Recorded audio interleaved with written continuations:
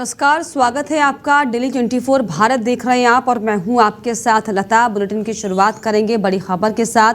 लखनऊ से ये बड़ी जानकारी। 24 नवंबर से धारा 163 जो है लागू की जाएगी। 15 जनवरी 2026 तक 53 दिनों तक दरअसल ये जो है धारा प्रभावी रहेगी। शहर में 5 से ज्यादा लोगों के जुटने पर रोक लगाई गई है। गुरु तेग बहादुर जयंती, क्रिसमस, नववर्ष के तहत दरअसल ये बड़ा फैसला लिया गया है। इसके अलावा बिना अनुमति निर्धारित स्थल के अलावा प्रदर्शन वर्जित है। ये भी बड़ी जानकारी। विधानसभा के 1 किलोमीटर दायरे में ड्रोन शूटिंग प्रतिबंधित कर दिया गया है। इसके अलावा पुलिस ने शांति व्यवस्था बनाए रखने की भी अपील की है। तो ये बड़ी और अहम जानकारी जिसमें पुलिस ने शांति व्यवस्था बनाए रखने की अपील की है। 24 नवंबर से धारा 163 लागू कर दी गई है। ये बड़ी जानकारी लखनऊ से, जहां पर 15 जनवरी 2026 तक 53 दिनों तक जो है ये धारा प्रभावी रहेगी, जिसमें सुरक्षा के लिहाज से दरअसल ये बड़ा फैसला लिया गया है। गुरु तेग बहादुर जयंती, क्रिसमस, नववर्ष के तहत ये अहम फैसला। बिना अनुमति निर्धारित स्थल के अलावा जो है प्रदर्शन वर्जित होगा। विधानसभा के 1 किलोमीटर के दायरे में ड्रोन शूटिंग भी प्रतिबंधित किया गया है।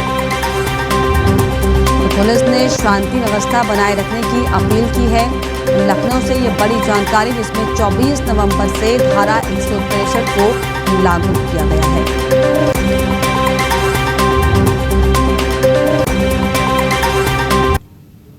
एक और बड़ी जानकारी लखनऊ से, जहां पर केजीएमयू में प्रदेश का पहला हड्डी और टिश्यू बैंक तैयार हुआ है। उपकरण इंस्टॉल, लाइसेंस स्वीकृति का इंतजार अब जो है बचा हुआ है। सिर्फ लाइसेंस मिलते ही बोन बैंक सुविधा शुरू कर दी जाएगी। इसमें गंभीर मरीजों की जो है निकाली गई हड्डी अब जो है उपयोगी होगी। क्षतिग्रस्त हिस्से में दूसरी हड्डी लगाने में ये मददगार साबित होगी।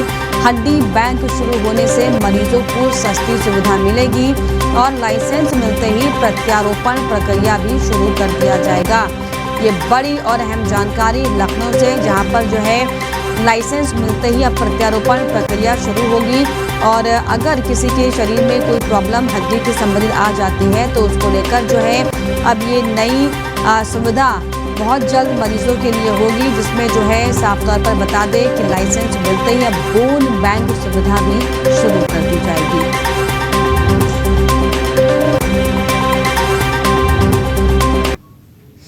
एक और जानकारी लखनऊ से, वसंत कुंज में राष्ट्रीय प्रेरणा स्थल निर्माण में देरी पर एलडीए सख्त हुआ है। 25 दिसंबर को जो है पीएम के प्रस्तावित लोकार्पण से पहले सुस्ती पर यह बड़ी कार्रवाई। एलडीए वीसी प्रथमेश कुमार का जो है औचक निरीक्षण हुआ, जिसमें म्यूजियम ब्लॉक में सबसे ज्यादा लापरवाही मिली है। इंटरलॉकिंग पेंटिंग का काम शुरू तक नहीं किया गया।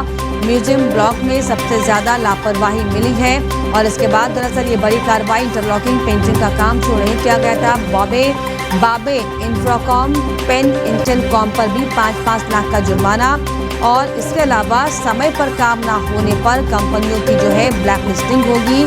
एलडीए ने ये चेताया है कि देरी बर्दाश्त नहीं होगी। जरूरत पड़ी तो एजेंसी बदलने पर भी विचार किया जाएगा। इसके अलावा तेजी से गुणवत्ता के साथ पूरा जो है काम करने के निर्देश दिए गए हैं। तो ये बड़ी और अहम जानकारी सीधे लखनऊ से।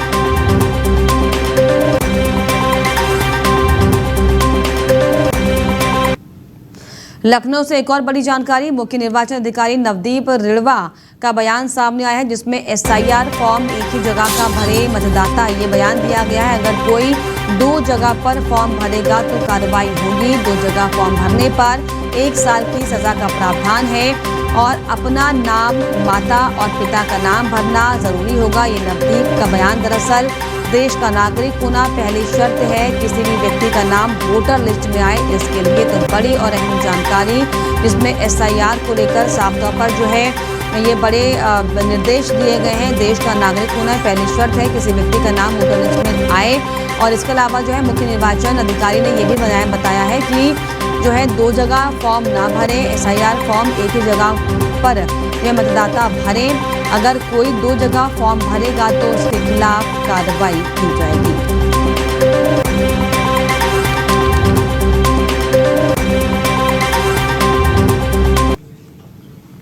लखनऊ के हजरतगंज स्थित अटल चौक पर दिव्यांग महागठबंधन से जुड़ी बड़ी संख्या में लोग अपनी 27 सूत्री मांगों को लेकर शांतिपूर्ण रूप से बैठकर आवाज उठा रहे हैं।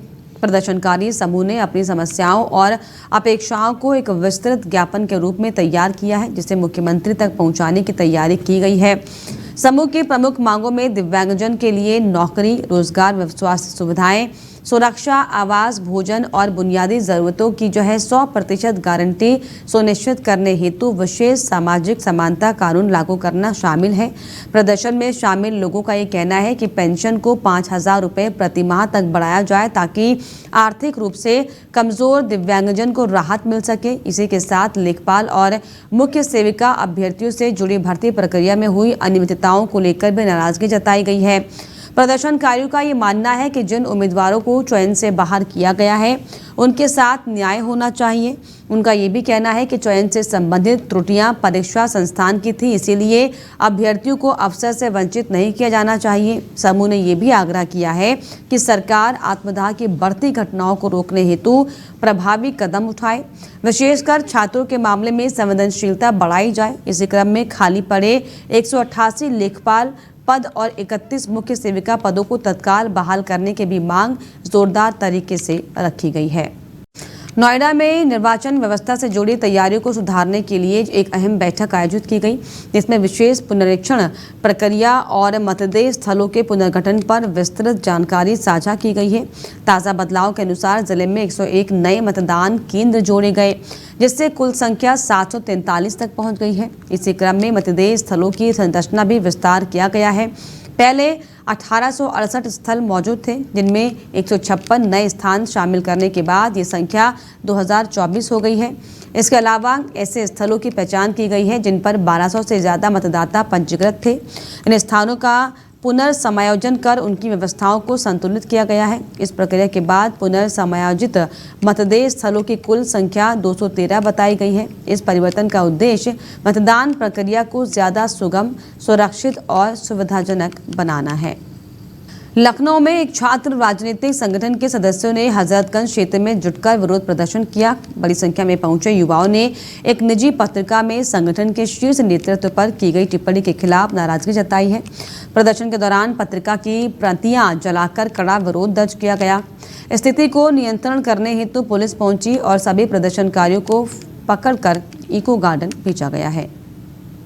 रामपुर में एक राजनीतिक परिवार से जुड़े मामले ने फिर से सुर्खियां बटोरी। जब एक परिजन जेल में मिलने पहुंचे, उन्होंने नियमानुसार औपचारिक प्रक्रिया पूरी कर भीतर प्रवेश तो कर लिया, लेकिन मुख्य परिजन से आमने सामने मिलने की अनुमति नहीं मिली। मुलाकात ना होने पर नाराजगी व्यक्त की, साथ ही साथ न्यायिक प्रक्रिया पर भी सवाल उठाए। परिजन का ये कहना था कि उन्हें केवल एक सदस्य से मिलने दिया गया, जबकि दूसरे से मिलने की पूरी कोशिश के बावजूद अनुमति नहीं मिली।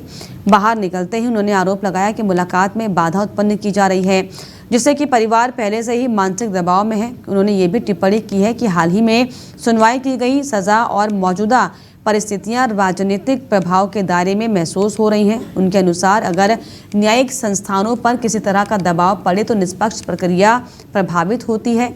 मामले को लेकर उनके बयान से ये साफ है कि परिवार इस फैसले को एक तरफा और परिस्थिति जन्य दबाव का परिणाम मान रहा है। मुलाकात करने गए, मिलने में परेशानी दे रहे हैं। अच्छा, नहीं, आपने मुलाकात करी, किस से करी? ठीक है, अब्दुल्ला से करी, बब्बा से मुलाकात होने भी नहीं दी। अच्छा, परेशान तो है ही परेशान। आप कुछ लेकर गए थे अपने साथ? वैसे ये कि प्रेशर में अदालत होंगी तो कैसे काम चलेगा। बब्बा से मुलाकात नहीं कर पाए? नहीं करेंगे। अच्छा, अब्दुल्ला तो जब अदालत की प्रेशर में है तो क्या करते हैं। अब आपने किससे मुलाकात की? किससे मुलाकात की? आप खाली अब्दुल्ला से कराई। जो पर्ची लगाई थी आपने सुबह? पर्ची लगाई थी, दोनों के नाम की लगाई थी? हाँ लगाई थी, वालिद साहब से मुलाकात नहीं हुई थी। बस एक बेटा बाप से मिलने आया था, भाई से मिलने आया था।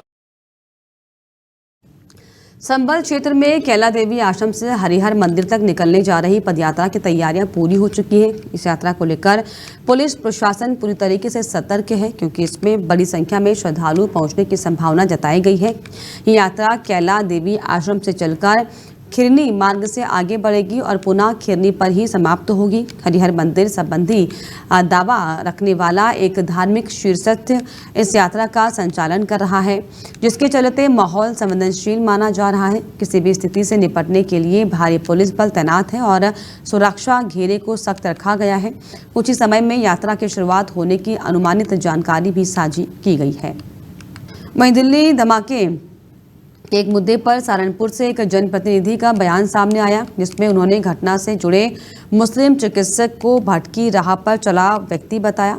इस टिप्पणी को लेकर कई स्थानों पर विरोध भी उठने लगा है। मुजफ्फरनगर क्षेत्र स्थित एक धार्मिक आसन से जुड़े संत ने प्रतिक्रिया देते हुए कहा कि ऐसा बयान संदिग्ध गतिविधियों से सहानुभूति जैसा प्रतीत होता है।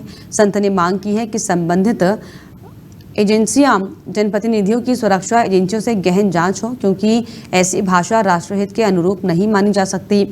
साथ ही उन्होंने ये भी कहा कि जिन्हें इस जनप्रतिनिधि को समर्थन देकर आगे भेजा है, उन्हें भी इस तरह की टिप्पणी पर सवाल उठाने चाहिए। संत पहले भी धार्मिक यात्राओं के दौरान पहचान संबंधी अभियानों के कारण चर्चा में रहे हैं और समय समय पर सामाजिक विषयों पर मुखर रुख अपनाते रहे हैं। एक वायरल संदेश में संत ने कहा कि राजधानी में पकड़े गए संदिग्धों को लेकर जनप्रतिनिधि की टिप्पणी असामान्य है। संत का आरोप है कि ऐसे बयान संदिग्ध तत्वों के पक्ष में माहौल बनाने का काम कर सकते हैं, इसीलिए संबंधित जनप्रतिनिधि की भी जांच आवश्यक है। उन्होंने ये भी अपील की है कि राष्ट्रहित के विपरीत कही गई किसी भी बात पर समर्थकों को गंभीरता से प्रश्न उठाने चाहिए। दिल्ली बम विस्फोट में जो मुस्लिम आतंकवादी डॉक्टर पकड़े गए, उनके संबंध में सहारनपुर का मुस्लिम सांसद कहता है कि ये भटके हुए नौजवान हैं, लेकिन मैं कहता हूँ वे आतंकवादी भटके हुए नौजवान नहीं, बल्कि सहारनपुर का ये मुस्लिम सांसद ही भटका हुआ है। और यह समय समय पर इन आतंकवादियों को बचाने के लिए ऐसे शब्द बोलता रहता है। मेरा सुरक्षा एजेंसी से और भारत सरकार से कहना है कि मुझे ऐसा लगता है ये सहारनपुर का मुस्लिम सांसद इन आतंकवादियों से मिला हुआ है। नोएडा एसटीएफ ने सूरजपुर थाना क्षेत्र में एक ऐसे व्यक्ति को पकड़ा है जो कि लंबे समय से खुद को रॉ अफसर और कभी कभी सेना से जुड़ा ऑपरेशन अफसर बताकर लोगों को भ्रमित करता था। ये व्यक्ति अलग अलग पहचान का सहारा लेकर कई संवेदनशील गतिविधियों में शामिल होने की कोशिश कर रहा था। टीम को उसके पास से कई नकली पहचान पत्र मिले, जिनसे फर्जी आई कार्ड, अलग अलग नामों पर बने आधार कार्ड, मतदाता पहचान पत्र, बैंक खातों से जुड़े दस्तावेज और अन्य संदिग्ध कागज शामिल हैं। इतने ज़्यादा दस्तावेज मिलने से संदेह गहरा हो गया है। वो व्यक्ति पहचान बदलकर कई तरह की गतिविधियों को अंजाम देता रहा है। एसटीएफ इस बात की जांच भी कर रही है कि क्या उसकी कोई कड़ी किसी संदिग्ध या फिर आतंक से जुड़ी गतिविधि से तो नहीं है। इस गिरफ्तारी की सूचना एटीएस को भेज दी गई है ताकि आगे की जांच में समन्वय बना रहे। अचानक हुई इस कार्रवाई से सुरक्षा एजेंसियां ज़्यादा सतर्क हो गई हैं और पूरे मामले की तह तक जाने का प्रयास किया जा रहा है। पीलीभीत के थाना सेरामऊ उत्तरी क्षेत्र में सुबह एक गंभीर हादसा सामने आया, जिसमें पूरे इलाके को स्तब्ध कर दिया। रायपुर बिचपुरी का 35 वर्षीय युवक अपनी मोटरसाइकिल से दुकान के लिए निकला था। रास्ते में वो सड़क किनारे स्थित पंचर दुकान के पास खड़ा होकर किसी से बात कर रहा था। तभी सामने से आती तेज रफ्तार कार ने नियंत्रण खोते ही उसे जोरदार टक्कर मार दी। टक्कर इतनी तीखी थी कि मोटरसाइकिल पूरी तरह से टूट गई और साथ ही साथ युवक सड़क पर गिरकर गंभीर हालत में पहुंच गए। आसपास के लोग उसे तुरंत अस्पताल ले जाने निकले, परंतु उसने रास्ते में दम तोड़ दिया।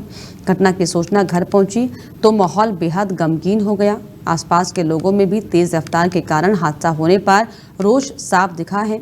सूचना पर पुलिस टीम मौके पर पहुंची। टीम ने क्षतिग्रस्त बाइक सहित कार को कब्जे में लेकर घटनास्थल का निरीक्षण किया है। प्रारंभिक जानकारी में कार चालक का संबंध एक बैंक शाखा से होने की चर्चा सामने आई। हालांकि पुलिस जांच के बाद ही किसी तथ्य की पुष्टि करेगी। शव को पोस्टमार्टम हेतु भेज दिया गया है। हादसे के बाद क्षेत्र में शोक के साथ साथ तेज रफ्तार पर रोक लगाने की भी मांग उठने लगी है। मुजफ्फरनगर के फुगाना थाना क्षेत्र के लोई गांव में एक मकान में अचानक आग लगने से अफरा तफरी मच गई। बताया गया कि आग की शुरुआत शॉर्ट सर्किट से हुई, जिसके बाद लपटों ने धीरे धीरे पूरे घर को अपनी चपेट में ले लिया। कुछ ही देर में भीतर रखा सारा सामान जलकर पूरी तरीके से खाक हो गया। आग की तीव्रता इतनी ज़्यादा थी कि मकान की छत भी गिर गई, जिससे कि बड़ा नुकसान हुआ है और आर्थिक क्षति लाखों में आंकी जा रही है। सूचना मिलते ही फायर टीम मौके पर पहुंची और कड़ी मेहनत के बाद आग को नियंत्रित करने में सफलता हासिल हुई है। घटना के बाद से पूरे क्षेत्र में दहशत और चिंता का माहौल बन गया। पीलीभीत के थाना बरखेड़ा क्षेत्र के पिपरा खास गांव के पास मंगलवार तड़के एक तेंदुआ दिखाई देने से हड़कंप मच गया। सुबह लगभग 5 बजे जब कुछ ग्रामीण गन्ना छीलने के लिए तालाब के किनारे से गुजर रहे थे तो उन्होंने अचानक तेंदुआ को रोड के पास खड़ा देखा। इसकी जानकारी फैलते ही बड़ी संख्या में लोग मौके पर इकट्ठा हो गए और आसपास की जगह को घेर कर वन विभाग को सूचना दी। भीड़ बढ़ने पर तेंदुआ घबराकर तालाब की ओर चला गया। ग्रामीणों का ये कहना था कि शुरुआत में तेंदुआ जीवित दिख रहा था, लेकिन कुछ देर बाद उसकी हालत बेहद कमज़ोर या फिर मृत जैसी प्रतीत होने लगी। सूचना के करीब 3 घंटे बाद वन विभाग की टीम मौके पर पहुंची और तालाब में पड़े तेंदुए को बेहद कमज़ोर स्थिति में पाया। उसकी हालत ऐसी थी कि वो बिल्कुल हिल डुल नहीं पा रहा था। टीम ने स्थिति की जानकारी उच्च अधिकारियों को दी, जिसके बाद आगे की जाँच की व्यवस्था की गई है। वन क्षेत्र के अधिकारियों के अनुसार तेंदुआ गंभीर रूप से घायल दिख रहा है। हालांकि उसकी वास्तविक स्थिति जीवित या मृत का सही पता पशु चिकित्सकों की जांच के बाद ही चलेगा। इसी बीच तेंदुए को देखने के लिए ग्रामीणों की बड़ी भीड़ मौके पर जुटी है, जिससे स्थिति संभालने में वन विभाग को अतिरिक्त सावधानी बरतनी पड़ रही है। ग्रेटर नोएडा के रबपुरा थाना क्षेत्र में एक निर्माण स्थल पर बड़ा हादसा हो गया, जहां पर लेंटर हटाने के दौरान अचानक लेंटर ढह गया और मजदूर मलबे के नीचे दब गया। घटना के समय सेंटरिंग खोलने का काम चल रहा था, तभी पूरी संरचना टूटकर गिर पड़ी। हादसे में कुल 5 मजदूर दब गए, जिनमें से 3 को काफ़ी मशक्कत के बाद बाहर निकाला गया।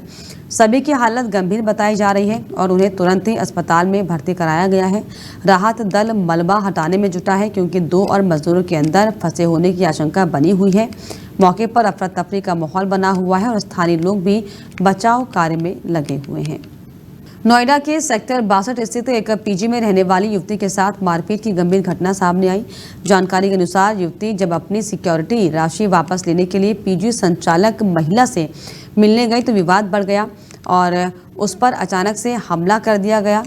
पीजी में मौजूद लोगों ने घटना के दौरान काफ़ी हंगामा होते देख, जबकि सीसीटीवी फुटेज में मारपीट में कुछ हिस्से दर्ज होने की बात भी सामने आ रही है।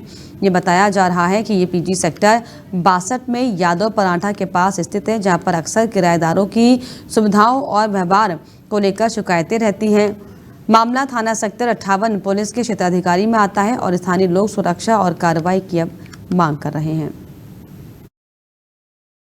नोएडा के थाना फेज 3 क्षेत्र में चोरी की वारदात में लगातार बढ़ोतरी होती जा रही है, जिससे कि इलाके में दहशत का माहौल बन गया। सेक्टर 66 के एम ब्लॉक में रहने वाले लोग चोरी की घटनाओं से बेहद परेशान हैं, क्योंकि बेखौफ चोर एक के बाद एक दोपहिया वाहन चोरी कर रहे हैं। हाल की घटनाओं में कई चोर सीसीटीवी कैमरे में साफ कैद हुए हैं, जहां पर उन्हें वारदात को अंजाम देकर आसानी से फरार होते देखा गया। बढ़ती घटनाओं को देखते हुए स्थानीय लोगों में सुरक्षा को लेकर गहरी चिंता है। मामला थाना फेज 3 के अंतर्गत आने वाली मामूरा चौकी क्षेत्र से जुड़ा हुआ है, जहां पर चोरी रोकने के लिए कड़े कदम उठाने की बात की जा रही है। अलीगढ़ के थाना अकबराबाद क्षेत्र के गांव टुआमई में अचानक आग लगने से लगभग 73 बीघा भूमि पर रखा पशुओं का चारा जलने लगा। आग की लपटें तेज होते ही आसपास के ग्रामीण मौके पर पहुंचे और चारे को बचाने की पूरी कोशिश की गई, लेकिन आग इतनी विकराल हो गई थी कि उसे काबू करना कठिन हो गया।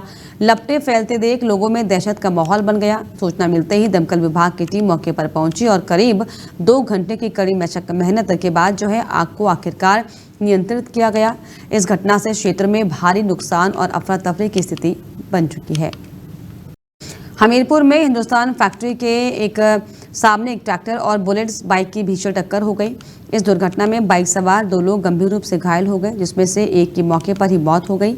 हादसे की जानकारी मिलते ही पुलिस मौके पर पहुंची और घायलों को सुमेरपुर के प्राथमिक स्वास्थ्य केंद्र में भर्ती कराया। वहां पर एक युवक की हालत बेहद नाजुक होने पर उसे जिला अस्पताल रेफर किया गया, जहां पर इलाज के दौरान उसने भी दम तोड़ दिया। इस घटना से क्षेत्र में दहशत और अफरा तफरी का माहौल बना हुआ है। बरुआ केसी रिफर कराया ना, यहाँ पर जांच करा वो रास्ते में खत्म हो चुका था। फिर परिजन उनके कहाँ लाएगा, इधर संतुष्ट नहीं थे तो वो लोग संतुष्ट नहीं थे, अगर अपने मन से आर पान दिखाना चाहते अपने मन से लेगा बरुआ से। और इसी के साथ इस बुलेटिन में फिलहाल इतना ही। देश और दुनिया की तमाम खबरों के लिए आप देखते रहिए डेली 24 भारत। नमस्कार।